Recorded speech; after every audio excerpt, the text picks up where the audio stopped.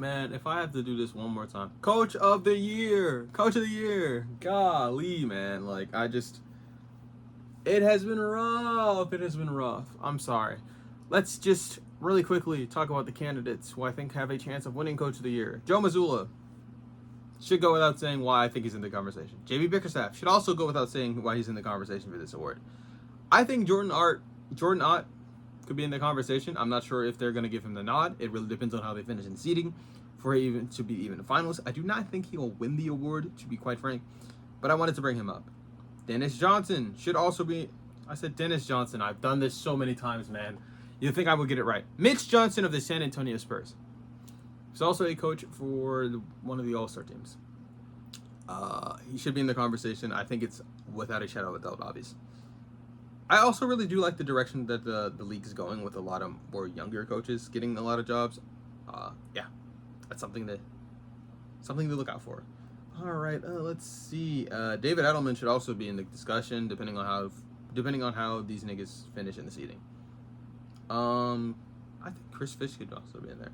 I don't think they'll ever give JJ the nod, but JJ has been doing a better job than a lot of people want to give him credit for. I'm gonna say that. I don't really know if it'll lead to him being in the conversation, but hey, anyone who I just named, yo, your job is pretty much secure. All you gotta do is not have an embarrassing and utter meltdown in the playoffs, and your job is basically secured. Go ahead and continue to do what you love, man. Being a coach. All right, cool. So let's talk about the real psychopaths of this shit. Joe is the. I don't think anyone can even say anything other than this. We've been having these dumbass conversations about is it Tatum's team or is it Jaylen Brown's team? How about fuck that? It is Joe Mazzulla's team first and foremost. Joe is the engine of this team. The what they've been doing without a Jrue Holiday, what they've been doing without Kristaps Porzingis, what they've been doing without Jason Tatum, arguably the franchise guy, if not 1A, 1B type of situation with Jaylen Brown, the amount that they've been doing without these guys, the amount of stuff that they've been doing with this team, with number 88, I can't remember his name right now off the top of my head. Let me look at the Celtics roster too, because the way they utilized him, he's been utilizing what he's had has been amazing. This team has been one of the best defenses across the league. It's not even close. Let me get the basketball reference up, guys. I'm sorry.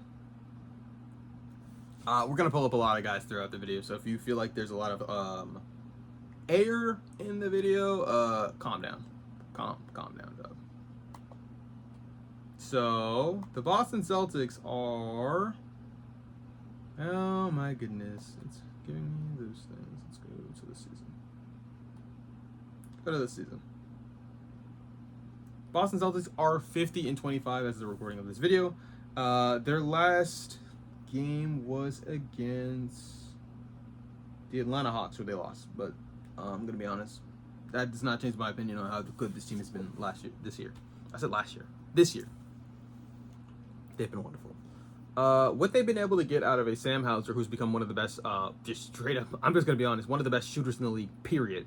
What they've been able to get out of Nehemias Queta. I've never said his name out loud. I've always read it and heard them say it, but that is not how you pronounce it. I'm sorry. 88. To be frank. 88 is... Ugh. I'm so sorry. He has been amazing for this team, and I don't think it can be understated how good he's been for this team. This guy was like the fourth best big in the team's rotation. He was on the roster last year, but didn't get a lot of minutes, strictly because they had a Porzingis, they had an Al Horford, they had another big. I just couldn't tell you, but he's been great.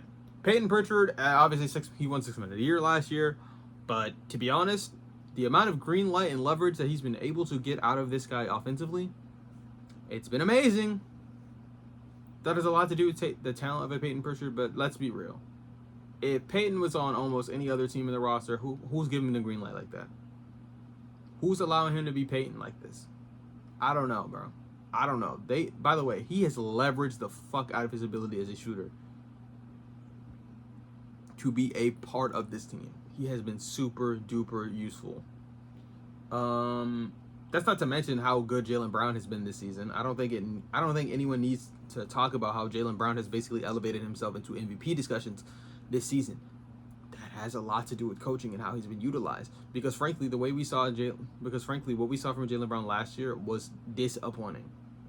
It was beyond disappointing, and there was a reason why a lot of people thought that this was going to be a lull. There was a lot of people that thought this was going to be off year. That there was no reason to even bring Jason Tatum back. But like, man, the job they've been doing, and they've been doing it on the defensive end. So let me explain to you how good they are defensively, because I don't think it can be understated how great they are defensively. They are the 4th best team in the league as far as defense. They play at one of the slowest paces in the league, and they are still the 2nd best offense in the league. Think about that. They're one of the slowest paced offense in the league. In the era of pace and space, they are doing half of that. The spacing is amazing for this team. Don't get it twisted. By the way, Luke Garza has also been great. Like a lot of these guys are not even like notable players if they're not being coached by this guy. The way he's utilized them, they've been really, really good.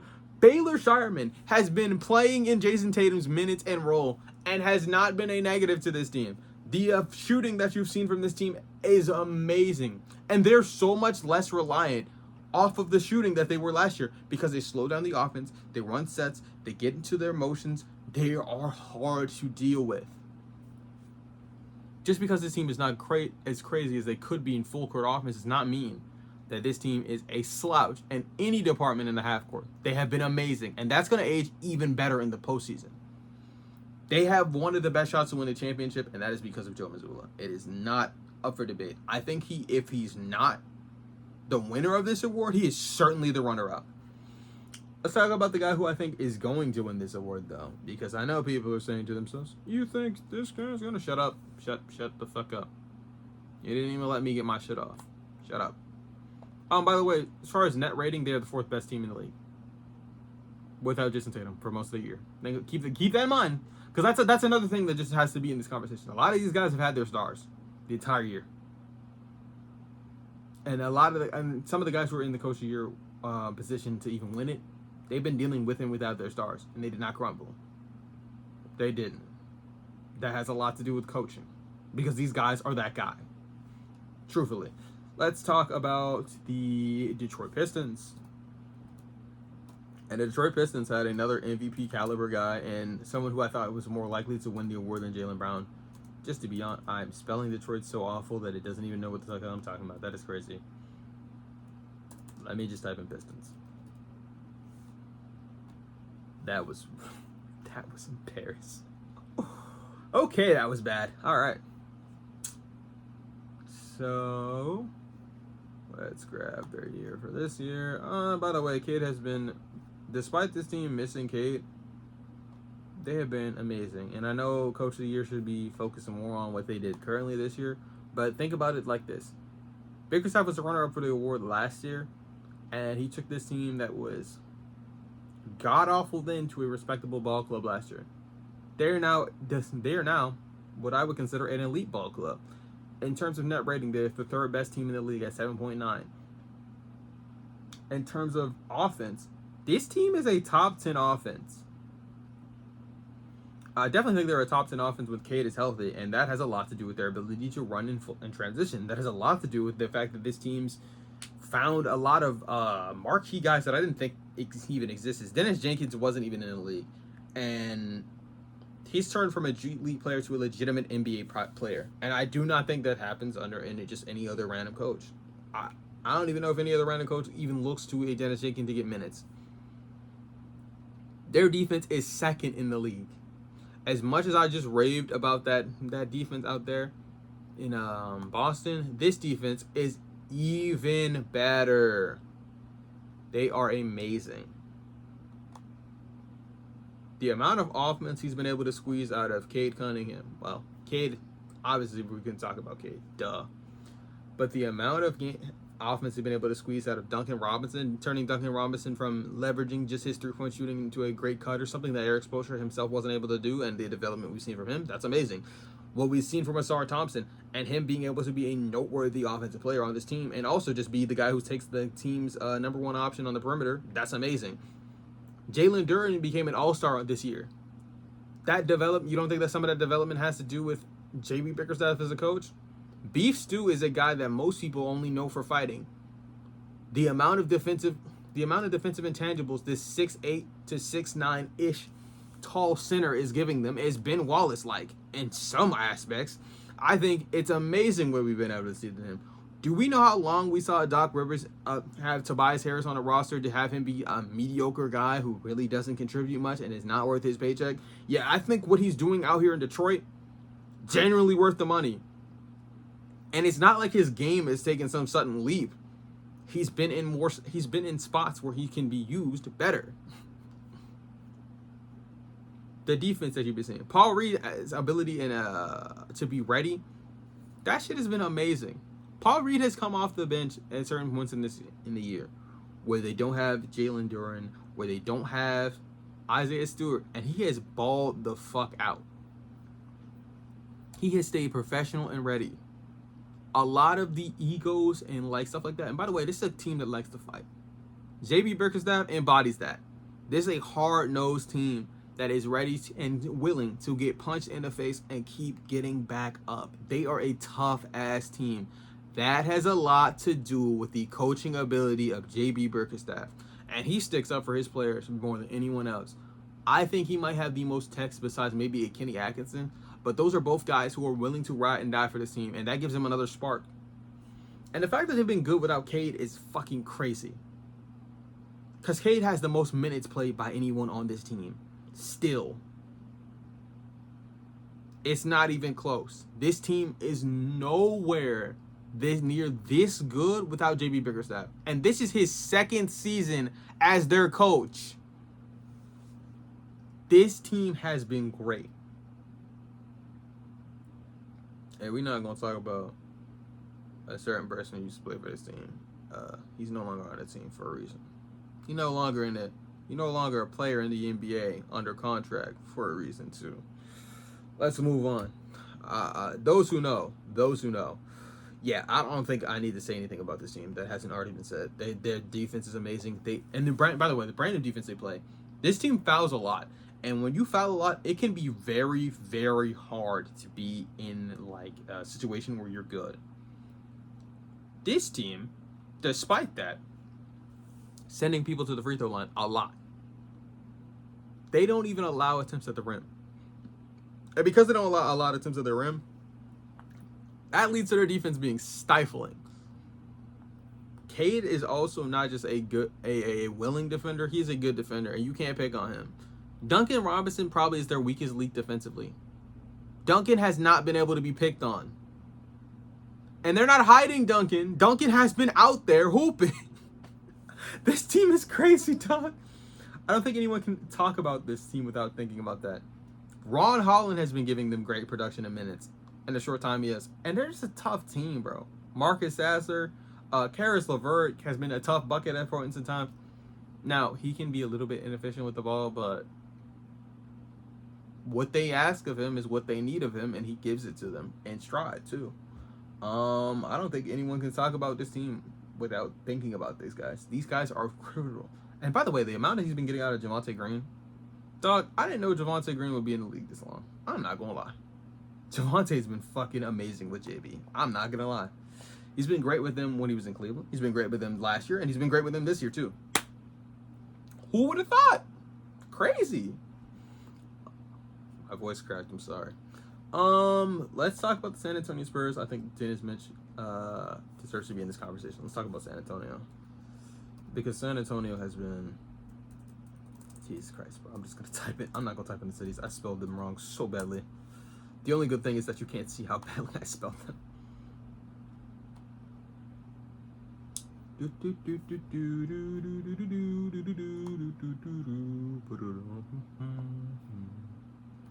Alright, let's talk about this year. The Spurs are well on pace to win 60 games this year, by the way, which I don't think anybody could have told me that. They are second overall in the league as far as net rating. They have the fourth best offense, which, again, Be honest with yourself. Did you see the Spurs offense being this good with Wemby on the floor? Probably not. Wemby's offensive impact does go a lot more than just points, and how they utilize him is very good. Having him dive to the rim early in the game puts pressure on the rim, and hell, Wemby is one of those guys where you might have to fucking genuinely triple team him sometimes. The defense is that scared of him, despite him being only a 24 point per game scorer. He opens a lot of screen assists, hockey assists. Him rolling to the rim is just very impressive and very easy. A lot of things about coaching is not overcomplicating things. Mitch Johnson does not overcomplicate anything. But even if you just take into account what they've been doing without Wemby on the floor, they have been incredible. The utilization of Stephon Castle, who is not a shooter. Steph is not a shooter at all. No, not that Steph. Not with the 30. I'm talking about Steph on this team. I know that's a little bit confusing. It's not, though. It shouldn't be. I don't know why you're confused. Stephon Castle has been great. The veteran leadership that they've been getting out of a Bismack Biyombo, out of a Harrison Barnes, out of De'Aaron Fox to a certain extent, Luke Cornett, who was another piece of that team on that Boston team that won a championship. He was being missed. That was the other big I was missing when I was going through that list of Porzingis, Horford, and Cornett was obviously that guy. His utilization of a lot of young guys who have been able to really give decent impact of this team. I just don't think that it can even be talked about. Like, I'm not sure a lot of coaches in the NBA would be able to handle a 3-guard rotation of De'Aaron Fox, Stephon Castle, and Dylan Harper. These are all very young guards, Fox is the oldest but still, being able to utilize these three is very interesting and very complicated. It's very complex. They still have Carter Bryant on the team. He's also another rookie that they've been getting very good production out of the team. I know that has a lot to do with drafting too, but like, utilization of these picks is why they're on the team. They have been great and really helpful. Keldon Johnson's role, he has been amazing. I fuck with Keldon so much. I don't think it can be understated. Keldon was initially a guy where, when he was first drafted, I was at a point where I was thinking, oh, he'll be a supplementary piece to a team maybe like 5 years from now. We're only in like year 4. This is year 5. He's doing what I expected of him. He's better than I expected of him. It's been great. They have all really lived up to their to standards of this organization. But they've exceeded expectations for them to be this good this quickly. I don't think that can be understatement. And by the way, Julian Champagnie was an undrafted guard. His twin is also playing in the Wizards. I love that guy, but he's unfortunately on the Wizards, so it's tough. But he has been a great 3-point stretch shooter for them. A lot of the actions they run with Wemby allows him and Devin Vassell, who has been on a heater. Let me just tell you how good he's shooting from 3 this season, and the amount of attempts he's been taking too, because he doesn't just take a small amount of threes. He takes nearly 7 threes a game. He is scorching the net at 39.2%. I would round that up to 40. He is prolific from 3 this season. And Champagnie is shooting 38.5%. Yeah, they have been getting a lot of good, clean looks, and even the looks that ain't been the cleanest, they have been hitting them bitches. Alrighty then. I don't think there's more to say about the San Antonio Spurs. Obviously, another great defensive team. So, those are the guys who I think are most likely going to win the award. Because Coach of the Year also I'm going to be honest, it's got a winning bias to it and a narrative aspect to it. I think that Joe Mazzulla probably has the best narrative. I think the winning probably goes to either Dennis or JB. A combination of both of those help with JB's case. Let's talk about some other great coaches, though, because it's my video, and we're going to talk about as many people as I say we have to talk about. Let's talk about Mark Daigneault.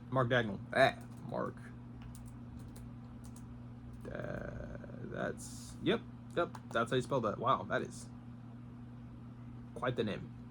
I think he's currently the youngest coach in the league. Let's talk about his coaching record. Head coach of the team. Obviously, they won a championship last year, but brother, let's talk about this team. All right, the OKC Thunder, as of this season, are obviously the league's leading team. They are leading first in net rating. Their net rating is plus 11. That is with Shea missing games. That is with Chet missing games. That is with Jalen Williams missing games. That is with the other Jalen Williams having become the offensive hub on this team. That is with Cason Wallace being one of the primary guards on the team. That's with the mid-season acquisition of a Jarrett McCain and figure out how to utilize him, who was having a down year for Philly, but has bounced all the way back on this team. That's with them having basically just Lou Dort, the other Jalen Williams. AJ Mitchell has also missed a lot of time. Aaron Wiggins has been getting a lot of burn, but he's been amazing. Alex Caruso has also been helpful. This is a very deep roster. Nikola Topic was coming into his own this season, and he had another injury. I don't think he had another injury, I'm sorry, but he had an injury very quickly that derailed that. He has been using everyone as effectively as possible, and it is not it's not even anything to scoff at. It is. I think it's crazy how much they're getting out of these guys. I know you consider yourself, he's got an MVP candidate on his team. I didn't discredit Dennis for that. Why would I discredit Smart for it? I don't know why I would do that. Why would I? Let's talk about this team. Obviously, the thing that we're going to harp on this team is defense. They are the best team in the league defensively. And a lot of these numbers that you're seeing from this team defensively have taken a dip over the course of the season because they started the season off so historically well defensively that it's been an understatement, but they still locking shit up. It still clamps. Chet has been one of the best rim protectors in the league. Not on the same caliber as 1B. But even being mentioned in the same breath as 1B defensively is something to be proud of. Chet's mobility is a large portion of that, but I don't think that needs to be discussed. It's pretty obvious. Lou Dort has also showed you that, yeah, he is a dog. Now, he's one of those players where if he's on your team, you love him. And if he's on anyone else's team, you fucking hate this guy with all of your heart. And I respect that. That makes sense. I don't want to say that he is a dirty player, but he's had quite a few dirty plays. Anyway, regardless of that, Caruso has been that. Also, I'm just going to be honest. I don't think there's a single coach in the league that could tell you that would even attempt to do what Mark Daigneault has used Caruso to do. Caruso has been a Swiss Army knife for this team in literally every single way. They've had this motherfucker guarding centers. What we saw from him guarding Jokic, that was a taste of it. This motherfucker is still guarding centers in Big 2026. They had this motherfucker on Cat, and it was working. because of that, and also the fact that the New York Knicks don't really know how to throw a pass into the post of them. He can swipe at those. And remember what I was saying with the Detroit team where they foul a lot. They play a pretty similar style of basketball, except they don't get called for fouls nearly as often. They swat and swip at the ball all day, every day. By the way, I don't know why I didn't mention Isaiah Joe, but shout out Isaiah Joe. He's had a lot of guards this season handling the ball. And as we all know, when your MVP candidate is not around, that can be detrimental. When the second best player on your championship team last year has been missing a lot of games. Let me see. Actually, how many games has Jalen Williams played this season? He has played... No, not that Jalen Williams. Oh, Hartenstein too. I'm sorry I didn't mention him, but he's been not as impactful as last year. But that's not an indictment on what he's been doing. Jalen Williams has played... No, I'm looking at the wrong one clearly. Jalen.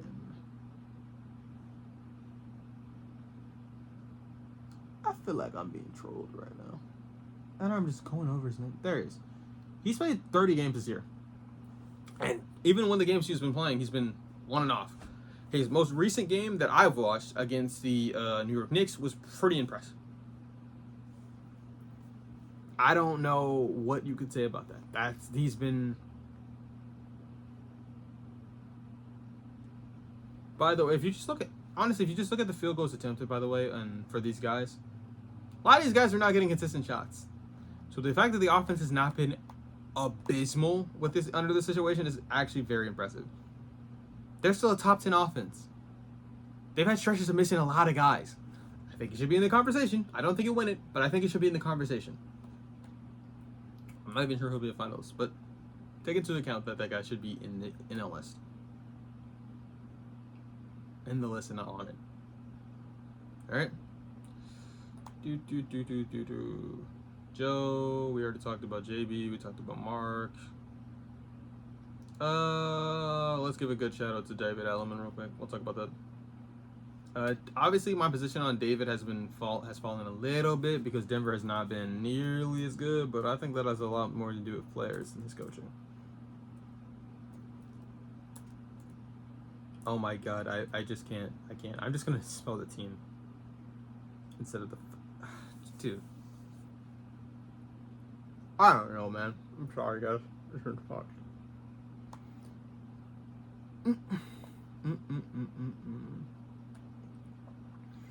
The Nuggets are well on pace to win just as many games, if not slightly more than they won last year. And I'm gonna be honest, the shooting that we have seen from Tim Hardaway Jr. has been absolutely incredible. He was a massive loss, in my opinion, for the Detroit Pistons, but I'm proud of the Detroit Pistons for what they've been able to do with that. Them adding Jonas Valanciunas helped this team so much. I think by the way, David and the new GM of this team deserve a lot of credit. A lot of credit for what they've been able to do with this team. Jamal Murray in his first All-Star season, I don't know if that happens under Mike Malone. I don't. Congrats to him. They've been missing Eric Gordon. They've been missing Peyton Watson. They've been missing Christian Braun at certain points. They've been missing their superstar in Nikola Jokic. And when he has come back from injury, he has not been the exact same player automatically.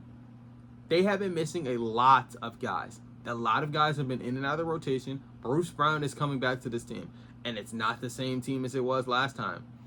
They have been having... And Cam Johnson also missing a lot of games. Strawther has been just... honestly, the fact that they're getting any utility out of Strawther has been impressive.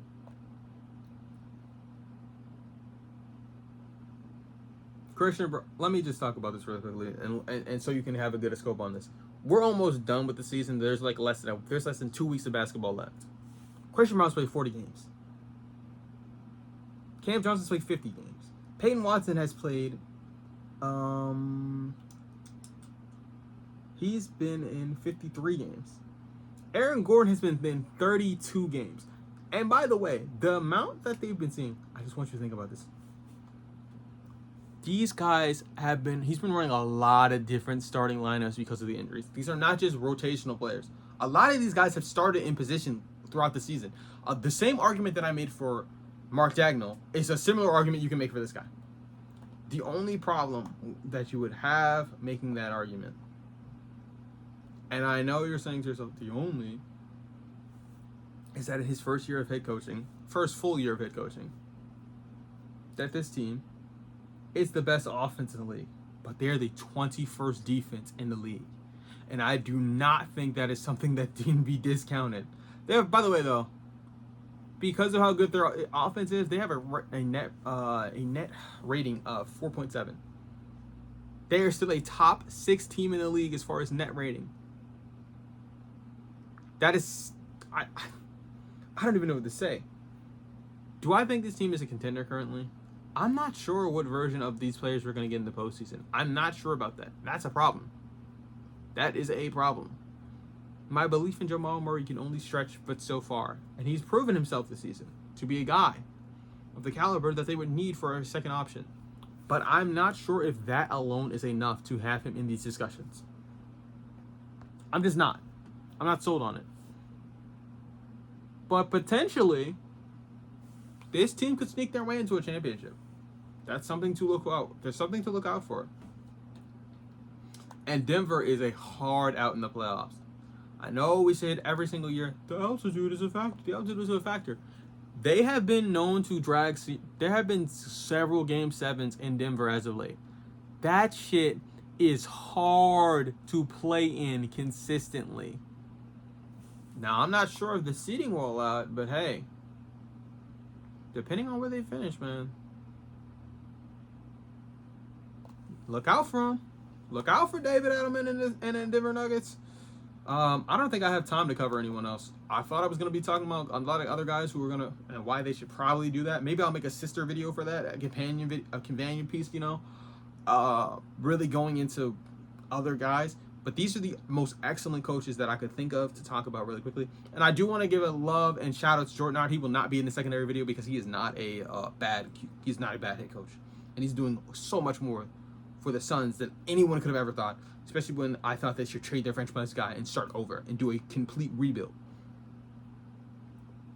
That's it though. Like, comment, subscribe. I should have done that in the middle of the video, reminding you to do that because of how long this video is. But I'm not a shill. I'm not a professional YouTuber. I try my best. If you did like this video though, do give it a like, shout out, talks in the comments, all that. I will try to be more responsive and attentive to that. But with all that being said, peace.